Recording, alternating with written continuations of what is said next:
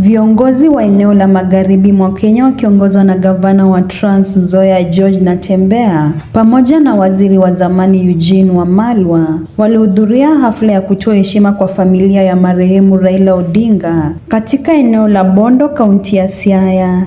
Gavana Natembeya akiwa amepambwa kwa mavazi ya jadi ya Waluhya aliongoza sehemu ya hafla hiyo kwa kutumia maneno ya lugha ya Bukusu kama njia ya kuenzi tamaduni za jamii hiyo. Kisha akatoa mchango wa ng'ombe 15, magunia 15 ya mahindi kwa familia ya Raila Odinga, akisema ni alama ya heshima na upendo.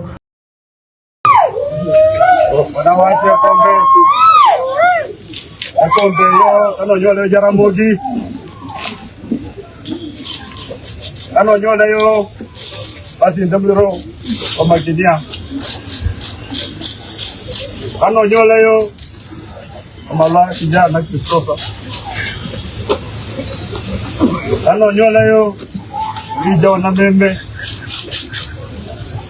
anonyole yo Mzee Jomo Kenyatta kanonyole yo ati sikuku kombe yofenio efalilio ulio wanale hecha tawa kile falilio mukasa kwefwe uruka bandu echa Wamalwa echa na.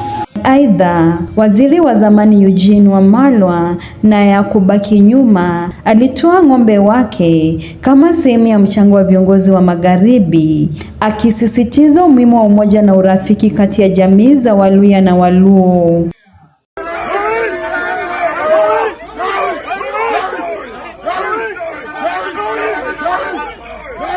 Nikiripotia mtazamo wa Dira Runinga ya Tandao, jina langu ni Faith Nyongesa.